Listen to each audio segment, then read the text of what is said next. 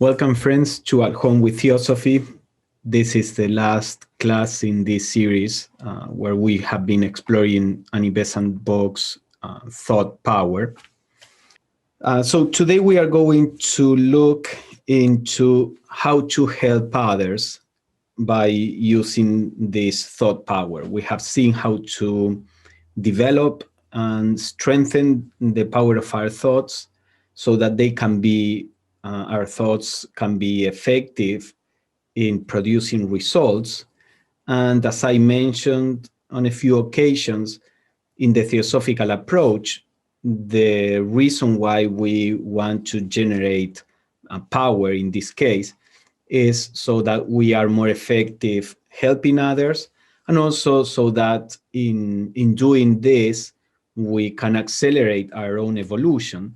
But this, again, the purpose of accelerating our evolution is not just to enjoy some kind of heaven or nirvana individually, but to have the power to help others, because after all, we are a collective consciousness that is manifesting through each one of us. So because that sense of that idea of unity is so fundamental in the Theosophical approach, individual endeavors ultimately have no meaning except in the context of the reality of the oneness.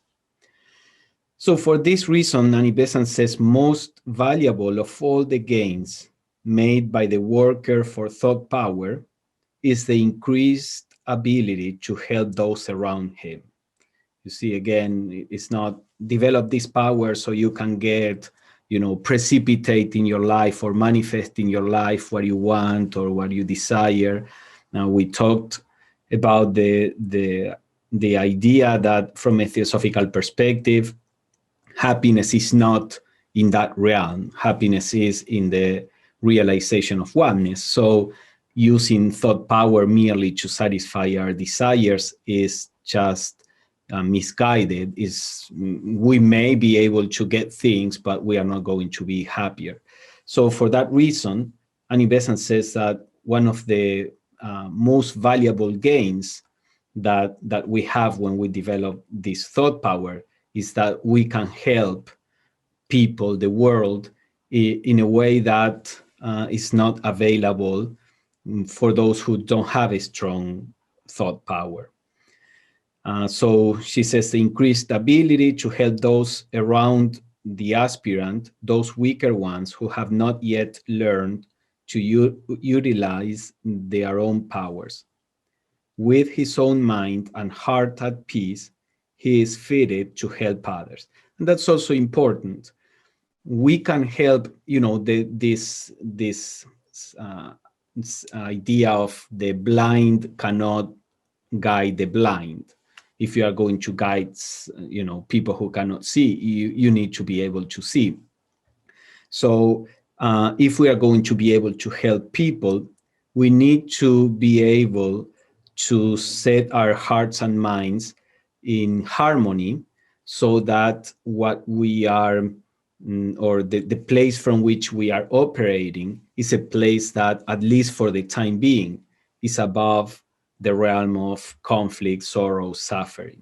And this is all part, again, why it is important for us to grow spiritually, to be able to learn how to raise our consciousness beyond the personal realm with all its conflicts and sense of lack and desires, because learning to do that, we can become helpers of the world. So she says, in any case, a mere kind thought is helpful in its measure. A thought, whether strong or weak, a kind thought is always helpful.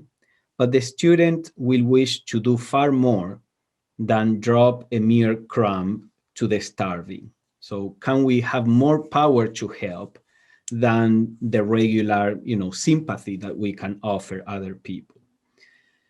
So she will give a specific example how we can use this thought power. Let us take first the case of a man who is under the sway of an evil habit, let us say drink, such as drink, and whom a student wishes to help.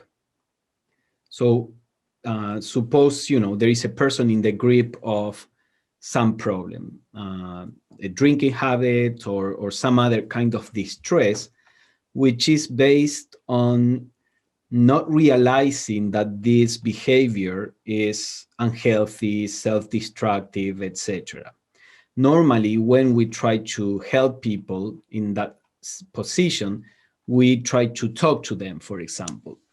The problem we find is that the physical awareness in the theosophical view is the one that is most veiled, that is most in the realm of ignorance. And the physical plane is the one that is the furthest away from reality. So trying to realize spiritual truths on the physical plane is far more difficult than trying to realize them on the higher planes, even the astral plane, the plane that is right next to the physical, more subtler than the physical. So we many times may try to talk to a person, but that person may not be willing to listen, may not, be able to comprehend. The brain places a heavy limitation. So is there anything that can be done to bypass these physical limitations? And this is what Annie Besant is going to propose if we know how to use the power of our thought. So the person that wants to help should first ascertain, if possible, at what hours the patient's mind, patient being this person, who is we are going to help, at what hours the patient's mind is likely to be unemployed, such as his hour for going to bed. If the person we are trying to help should be asleep, it would be all the better. At such time, the student should sit down alone and picture the image of his patient as vividly as he can, seated in front of him. So, you put yourself in the mood of meditation, and with the practice that we explored in concentration and visualization, with the skill that you have developed through that practice, you can visualize your friend as vividly as possible in front of you. Besant says, picture him clearly and in detail so that you may see the image as you would see the person.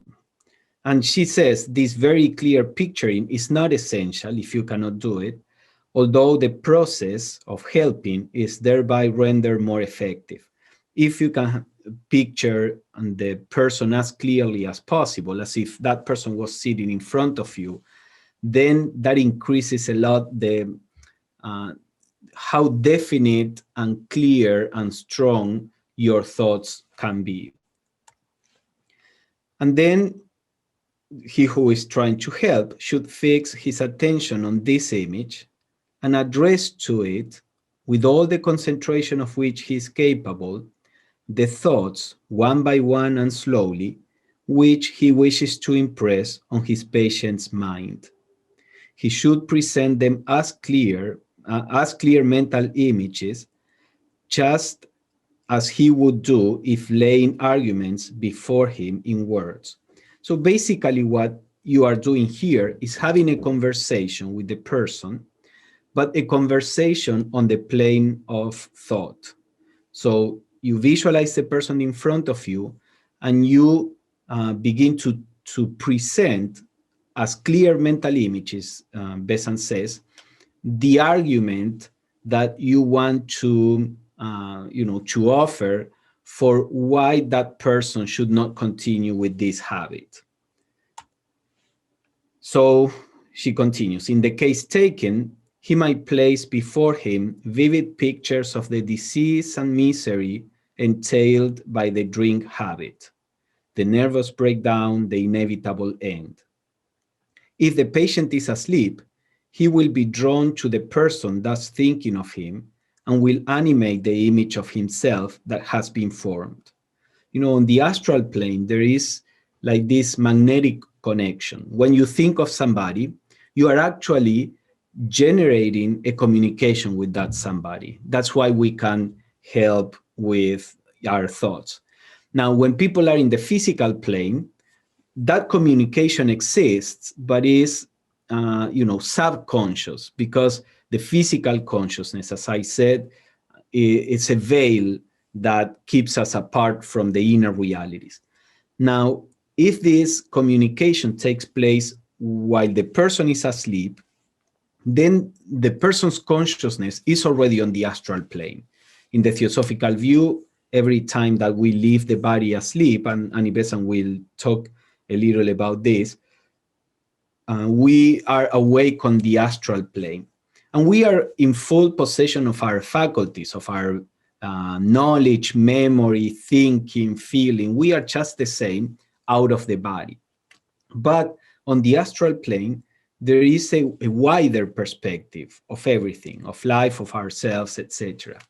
So when somebody is, if you are talking to this person in this way, visualizing the image of the person, the person on the astral plane immediately begins to hear those thoughts and may come, and this is, something that is quite common, will use the image that you are creating as a vehicle of consciousness in a sense. Many traditions have meditations where you visualize the divine, or you visualize, different aspects of the divine, because the idea is that that form that you are actually creating on the astral plane, imagination is not just a fancy in your mind. When you visualize something on the astral plane, you are creating that structure. A clairvoyant that would look at you when you are doing this would see this structure, in astral structure, let's say, or figure in front of you, being little by little created in a more and more defined way, depending on your ability to visualize clearly that image. This is why when a person needs to use the power of thought to help, for example, that person needs to have a skill at visualizing and all of that. Of course, we can always start with whatever skill we have at the moment, but this is why Annie Besant spent the previous chapters giving us some techniques to develop the power of thought, because we are actually creating a process, an unseen process, when we are doing these things. So as she says, if the person is asleep and is on the astral plane, will hear our thoughts, will come and animate the image that we are visualizing, and you are in an actual relationship with that person. But now that person is devoid of the heavy limitations that the physical body and brain puts on us. The physical body develops a habit to have, to keep drinking, or for any other vice or any other actually habit. Our cells are transformed so that they are craving for this. And of course, the habit is also on the emotional body, which is on the astral plane. But when you remove the physical body out of the way, in this way, when the person is on the astral plane, there is far less pull that the person feels toward that habit, and also other limitations. So it is far more probable that the person will hear and be more receptive to the arguments that you are presenting. So Besant says, success depends on the concentration and the steadiness of the thought directed to the patient, and just in proportion to the development of thought power will be its effect. Because if your thoughts are not clear, definite, on the astral plane, it's like if you were mumbling. the thought images that you produce are not very clear, not very defined, and the person may get the general sense of what you are trying to convey, but may not get a very clear picture. So again, all this is part of why it is important to practice to develop our thought power. Now, something that is very important in the Theosophical tradition, she says, care must be taken in such a case not to try to control in any way the patient's will. The effort should be wholly directed towards placing before his mind the ideas which, appealing to his intelligence and emotions, may stimulate him to come to a right judgment and to make an effort to carry it out in action.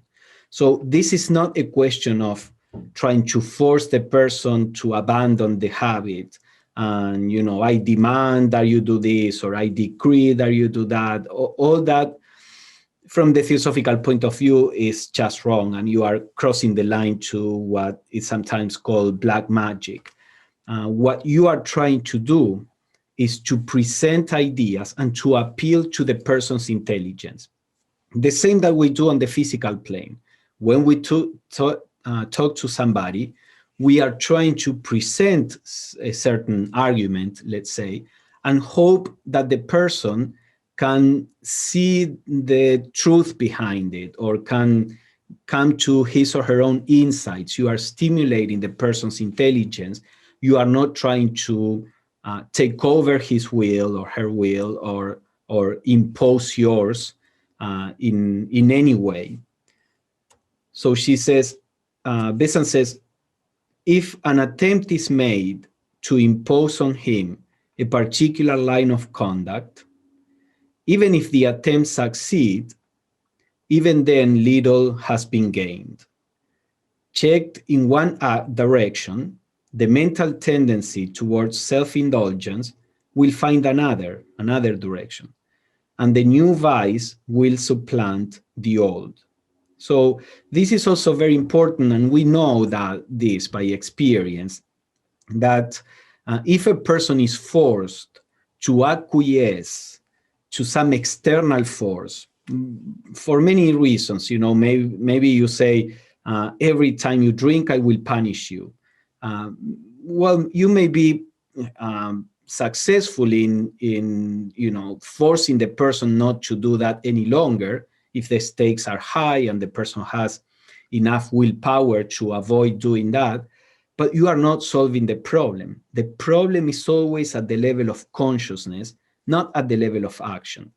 If the person doesn't find a new insight, if the person doesn't get to a clearer understanding, then that person may avoid falling in this particular vice. But as Annie Besant says there, that person will find a new one. So this is why in the Theosophical tradition, what is most important is this aspect of wisdom, which manifests also as compassion and love.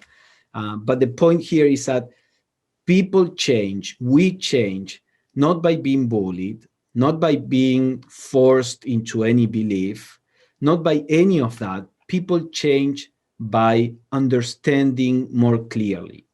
This is why the Theosophical tradition is full of explanations. There aren't, in many religions, you have the do's and don'ts. And that, is good enough for people who perhaps are not inclined to trying to understand deeply, why they should do or don't do something. But in the Theosophical approach, there is an explanation of why you should do this or you should not do this, because the aim is at stimulating your own insight, your own wisdom. This is the only thing that can produce a lasting result. So Annie Besant says, growth is not helped by such external coercion. The intelligence must be convinced. the emotion aroused and purified. And apart from this, nobody should try to impose his will on another, even to make him do right. So this is a very important, rule in the theosophical approach. Otherwise, as I said, you are stepping on the line of black magic, or however we want to call it. So that's an example. Again, the benefit of doing it this way is that you are bypassing the physical body and the physical limitations and the physical resistance. Is this, 100% effective? Well, it depends on the person's receptivity, the person's ability, the patience, as Annie Besant calls him, ability to understand, to get his or her own insight. But acting in this way, the chances for this to happen are higher than trying to appeal to the person on the physical plane. Now, it's not an either or, because for most people, it is difficult to transfer an understanding that we have when we are outside of the body, to transfer it to the physical body. Many times that understanding is retained in a vague way, like, that person will start feeling the impulse or the tendency to try to, fight the vice. So it can be that if the person is receptive, you can repeat your arguments on the physical plane, so that it's easier for the person to connect the understanding, that he or she had on the inner planes and on the physical plane. But many times that is not possible on the physical plane. Whenever you cannot help on the physical plane, because the person reacts or whatever the case, doing it in this way is always, it has more chances to work than doing it only on the physical plane. Then she says, for any other kind of thought help, the student should proceed in the same way. A strong wish for good, sent to somebody as a general protective agency, will remain around that person as a thought form for a time that is proportionate to the strength of the thought that you sent. And this thought form will guard him or her against evil, acting as a barrier against hostile thoughts, and even warding off physical dangers. So it is recommended in the Theosophical tradition that we meditate, even if for a few minutes every day. And at the end of the meditation, you can think of somebody that may need help. And you can send a thought, you can help yourself by visualizing. For example, you may visualize, I don't know, a little angel, and try to visualize that angel as a detailed way as possible, because that is a support for your visualization. It doesn't matter in what form you visualize it, and it doesn't need to be an angel. I mentioned an angel because that's part of our cultures in general.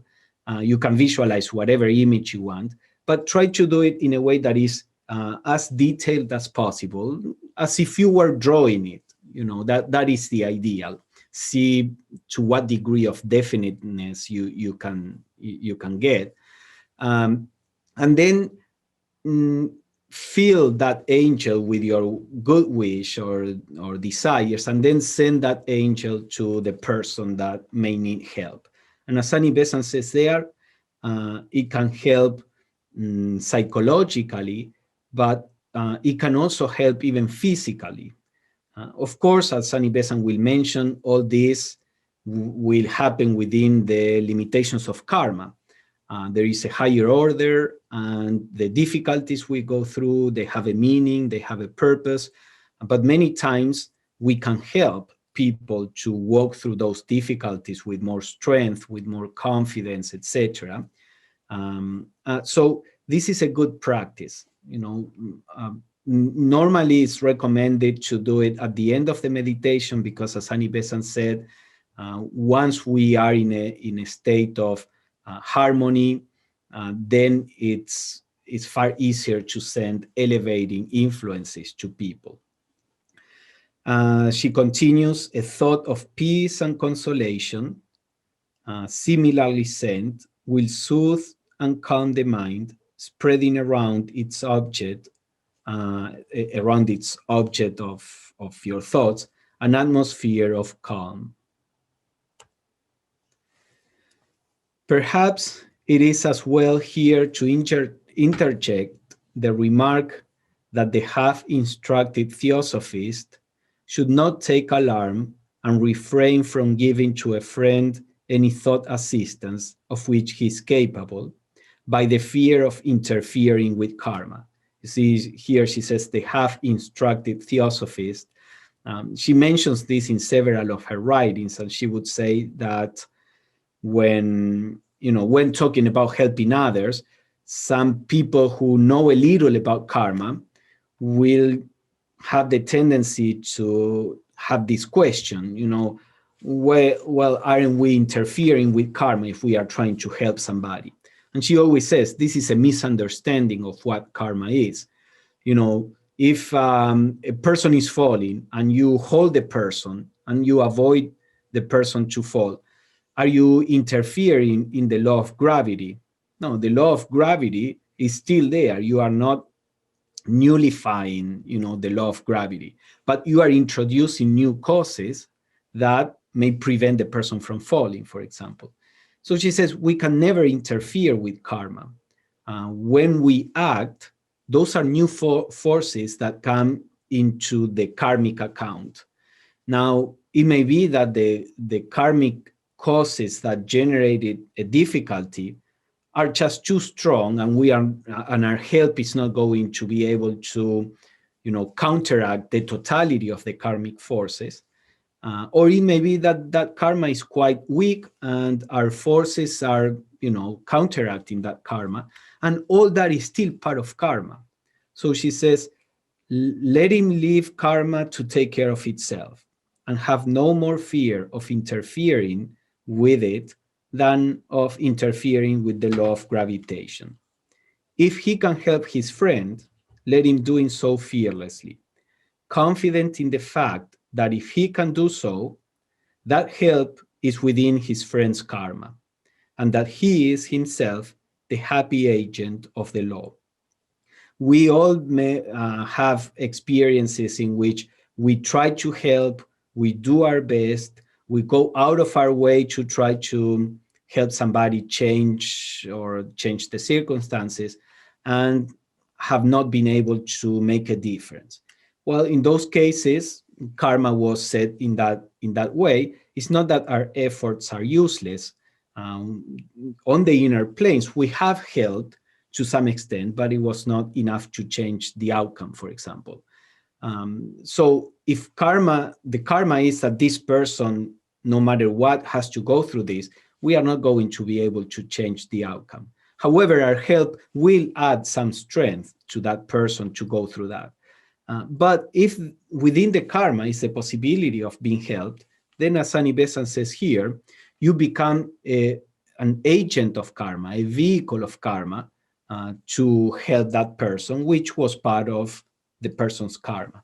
So she says, don't worry about that. That's not something, when we think of karma, that's not how we should think of karma. Always try to help in an intelligent way. Sometimes helping is not interfering. Many times in our honest but misguided attempt at helping somebody, we interfere and we just produce more chaos or more difficulty. So we need wisdom in order to be able to help correctly. And again, this is why we should be working on our spiritual evolution, so that the more wisdom we have, the more effective we can be in helping others. But what Besant says here is, don't concern yourself with this imaginary idea, am I interfering with karma? Try to help in a legitimate way without overstating your case, or without stepping over boundaries. Try to apply the best of your wisdom, and do the best you can to help, and then let karma decide what the result of that help will be. But in any case, coming back to the idea of how we can help in the context of thought power, she was mentioning, by sending these thoughts, you can visualize, as I mentioned, something that may help you, an angel or a symbol, or just you don't need to visualize it. You can just send the thoughts, and then send them to people who may be in need of help. Now, another aspect of helping others by means of our thought power is helping the so-called dead. So Besant says, all that we can do for the living by thought, we can do even more easily for those who have gone in front of us through death's gateway. So remember what I said about people on the astral plane when the body's asleep. Well, in the Theosophical tradition, the idea is that when we die, it's not too different from when we are asleep, except that we leave the body for good behind. And then that person is on the astral plane for a while. Then that person moves on to the mental plane. We will see this in our next webinar series. So the idea here is that just in the same way as we said that this, we can help better our friends when their bodies are asleep, then also we can help better our friends that have passed on because of the same phenomena that I explained. And Besant is going to mention this. She says, they are all the more receptive to influences from the mental world, for in their case, there is no heavy physical matter to be set vibrating ere the thought can reach their consciousness. So, when this is something that she explored in the first part of the book we saw in the previous series, basically the idea is that when there is a communication through the physical body, a lot of the energy from that communication is consumed in generating all the physical stimulation that is needed in moving the heavy physical matter in our bodies through our senses, and going through all of that to the higher planes, to the plane of the mind, to generate there a mental image. So a lot of the energy is spent in making the physical body respond to the stimulus that we are sending. Once the physical body is not there, then all the energy can be spent on planes that are far closer to consciousness. The energy is not wasted in moving the physical body. And that's what she is talking about here. In their world, a loving thought is as palpable to the senses as is here a loving word of tender caress. Everyone who passes over should therefore be followed by thoughts of love and peace, by aspirations for his swift passage onwards through the valley of death to the bright land beyond. So on the inner planes, thoughts and emotions are things. Thoughts and emotions, just like here our actions are visible for us, on the inner planes, our thoughts and emotions are visible and are as we said, entities. They are structures, they are forms, they are objective on the inner planes. So she says that in no case a person should pass without those who love that person devoting some time to send loving thoughts to the person, because this is something very palpable and important for the person. So again, at the end of your meditation, you can have a brief session in which you think of somebody that is in need of help on the physical plane, and you send your thoughts, and then you think about people who have passed on recently, and then you send your thoughts and your love and your wishes for the person to find peace and harmony. So you can do those things at the end of meditation. Um, for a while, if it is somebody that is really close to you, you can do it for a long time. If these are people that you can do it for a while. That's up to you, because you will constantly hear of other people that may have passed on. So you can have a little rotation there, and always have a group of a few people that you send good wishes.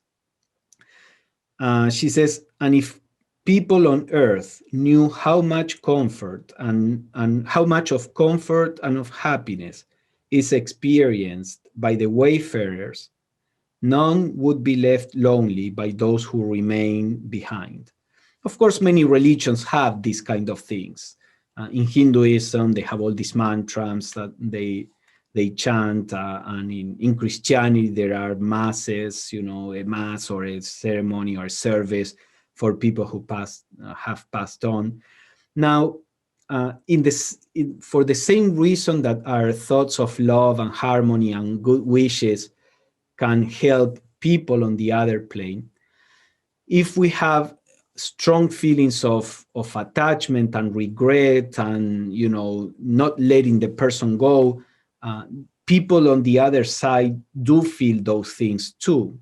So it is perfectly fine to have some level of grief, to have some level of missing the person, etc. That is normal, but we should try to work with ourselves to uh, move on from those feelings, as much as possible within the natural process of grief, because those feelings don't help people on the other side. And it is comforting for many people to know that they can still reach the loved ones by means of this kind of meditation. So you replace your sense of grief for your sense of sending love and good wishes.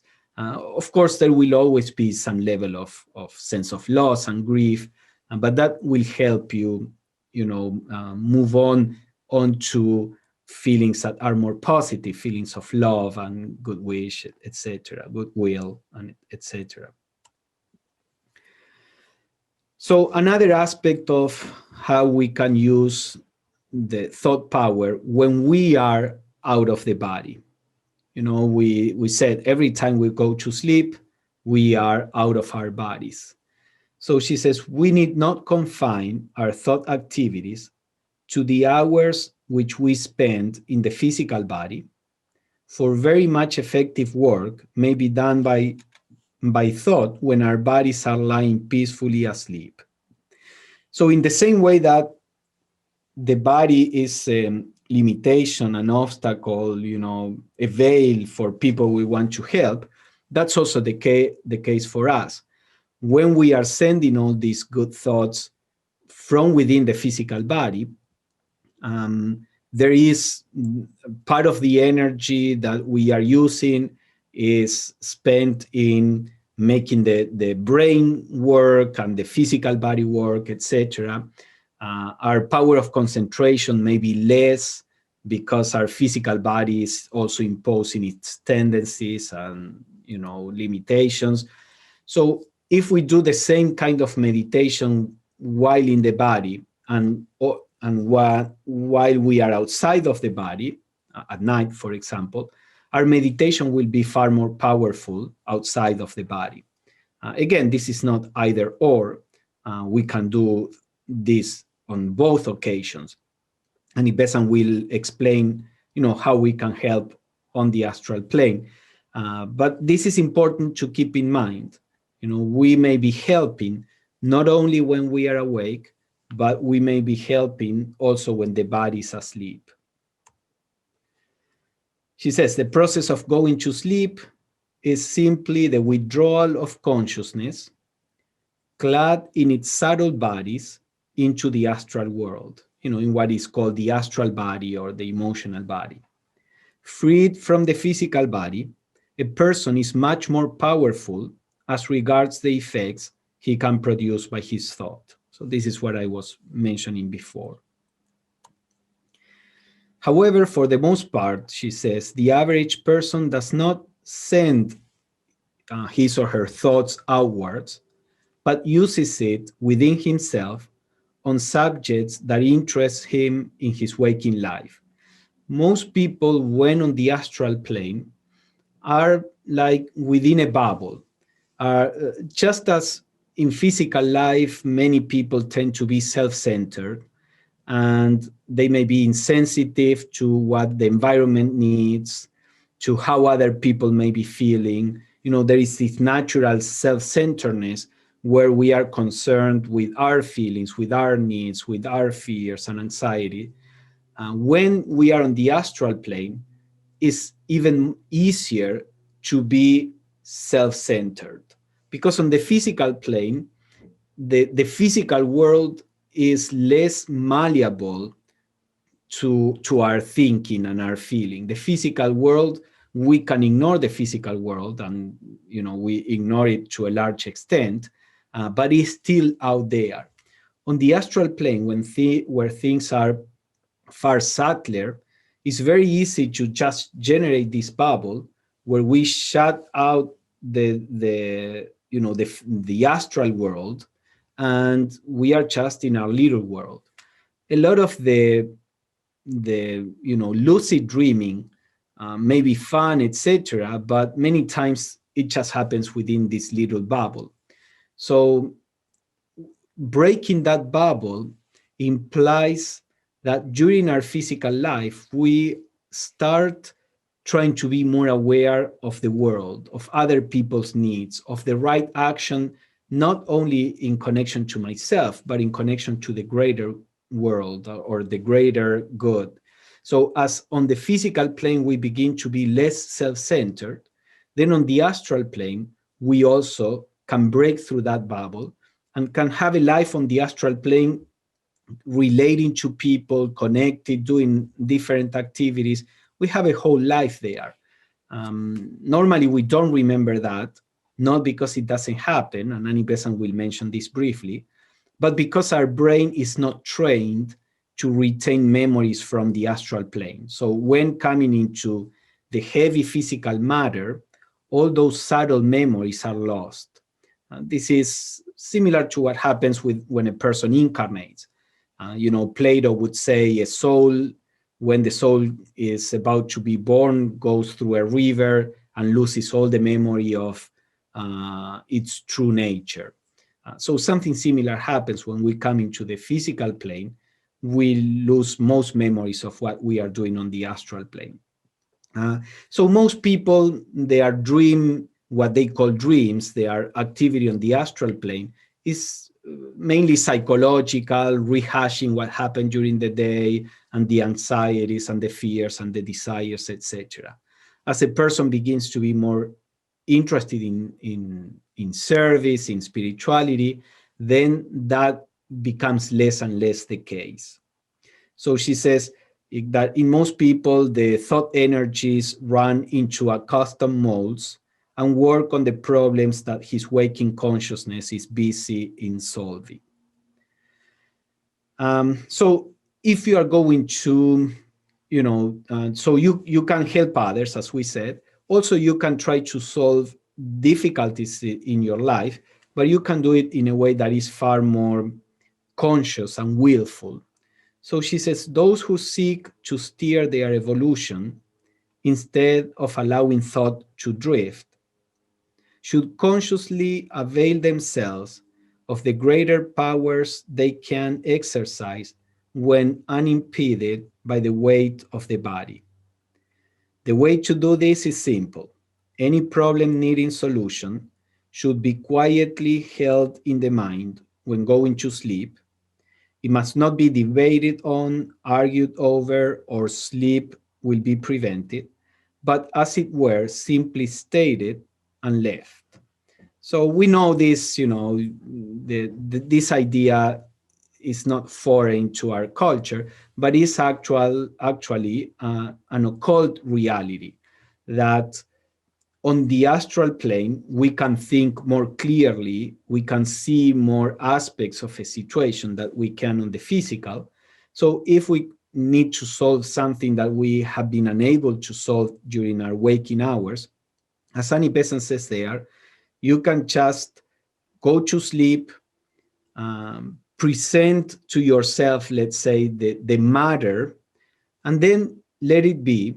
It's just like an intention, the intention of working on this while you are on the astral plane. And she says, this is sufficient to give the required direction to thought, and the thinker, you as consciousness on the mental plane, will take up and deal with it when freed from the physical body. The solution will generally be in the mind on waking. That is, the thinker will have impressed it on the brain, on the physical brain.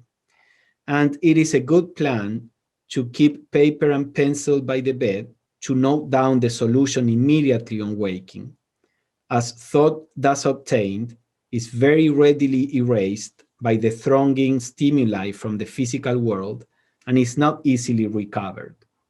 So when you wake up in the morning, the first thing you have to do is to write down the thoughts that you woke up with. If you don't do that immediately, you will see that you will lose it. You may lose it completely, forget it completely, or retain only a vague memory of it, because as I mentioned, it's quite difficult for those subtle memories to be impressed on the brain. And if we let the brain engage with the world, then the new stimuli will just override those subtle memories.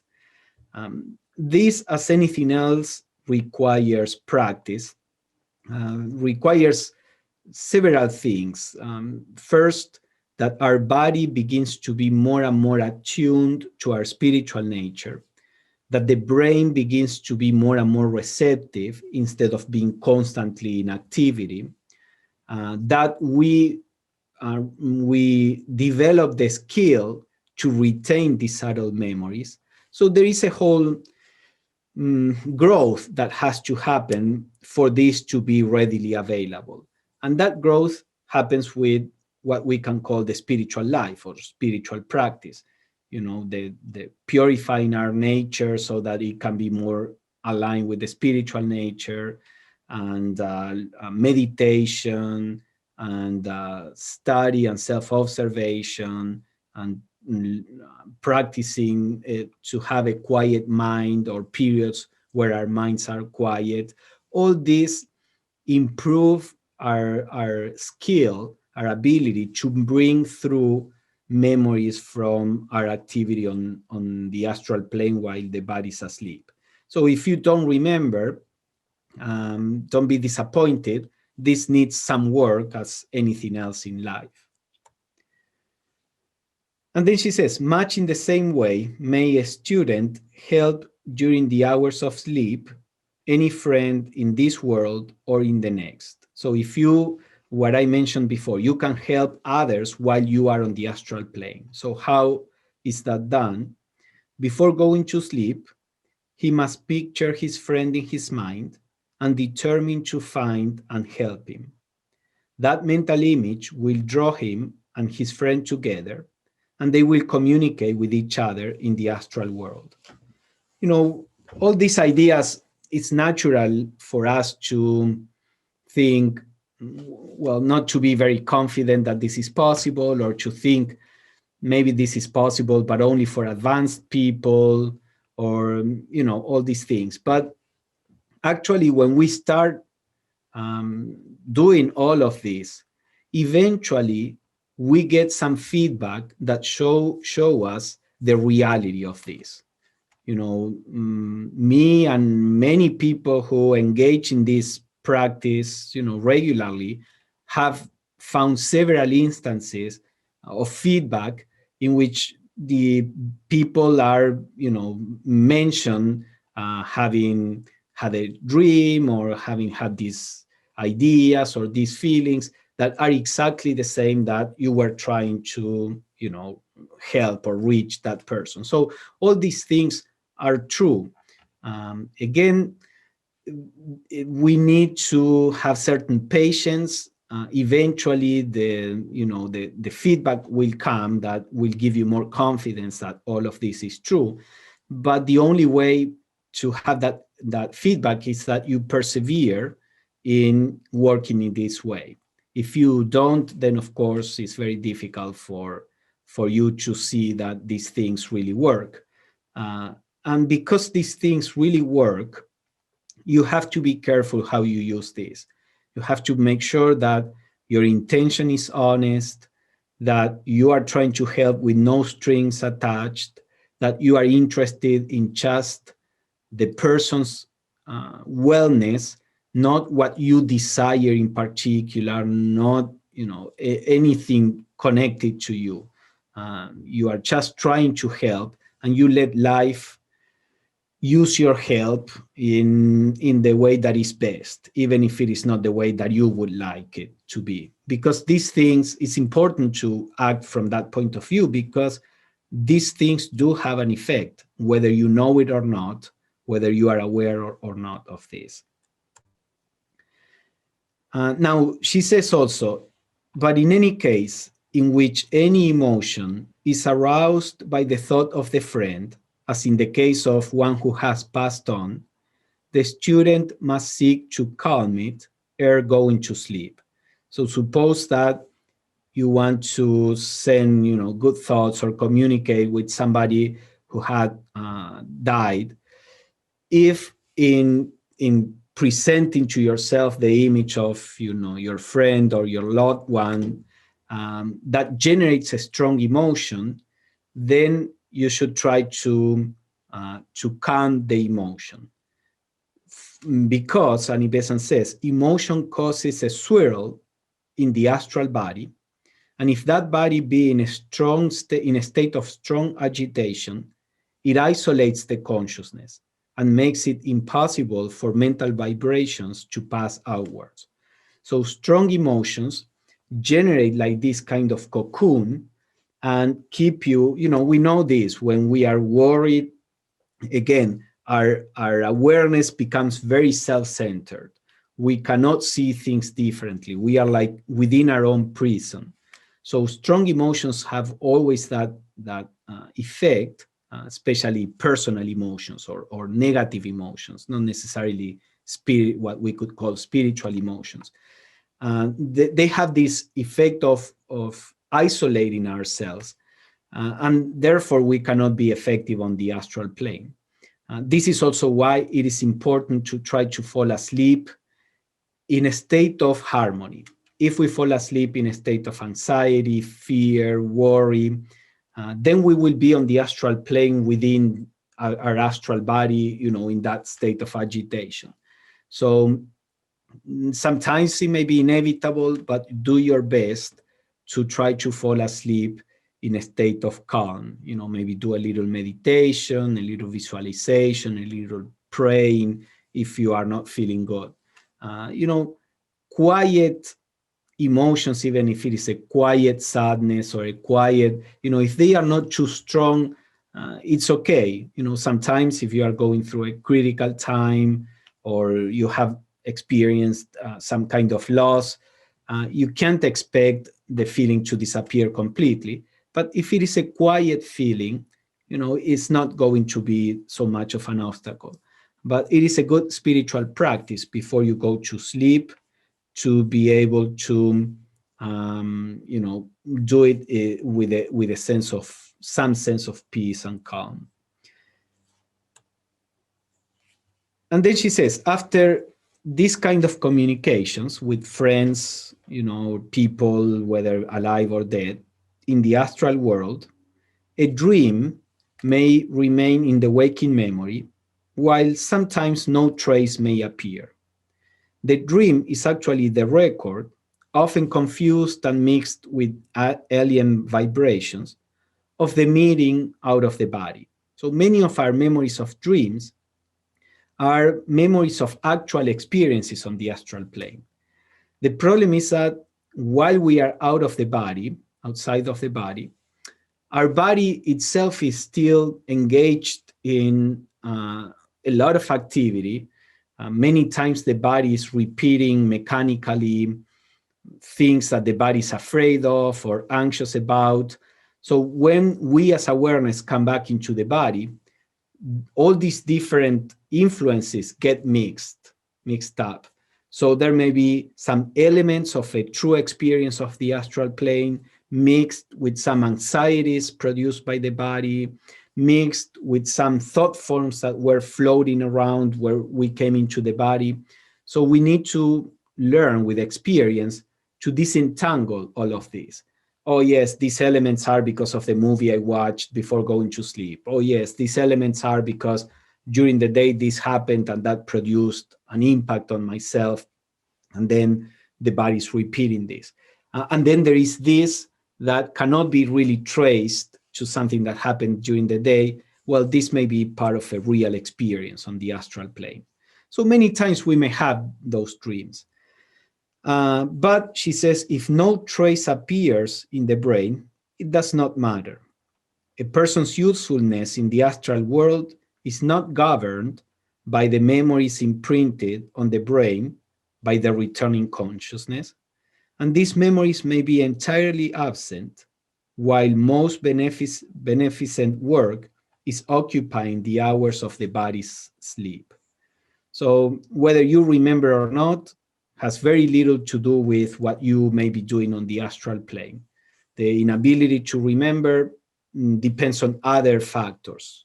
And I mentioned briefly some of the practices that can help us remember, which is the spiritual life in general, and meditation and purification of our bodies, and trying to lead a life with more awareness, with more self-observation, giving time for the mind to be quiet. All these things will help in our ability to remember some of the experiences from the astral plane.